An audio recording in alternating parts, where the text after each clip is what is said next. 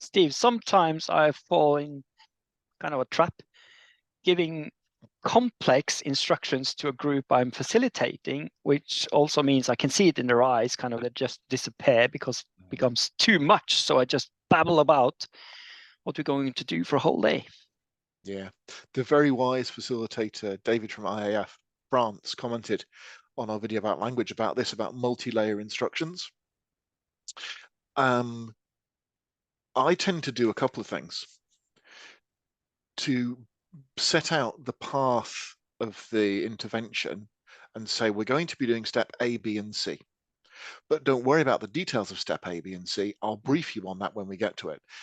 So, because I want people to know why we're doing things and how things are connected, but I don't want them to worry about having to remember that, you know?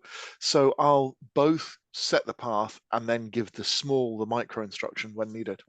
Do you have any ways of managing Yeah, that? I would say I do the exact same thing, but I also tend to visualize it. So I bring it up on the screen and break it down. So, like, here's the overarching idea. We are here. This is the idea. But then again, we're going to do this first, and I'm going to concentrate on that. And later on, I assure you, you are going to be able to or allowed to blah blah blah. But to do that and break them down in visual, simple elements, that it's a reassurance that there will be time to do some other stuff. So, and then focus on what we do now And and make it simple. I find myself falling into that trap and just starting to overbrief people. And it's because I want to care for them and because I want them to know those things.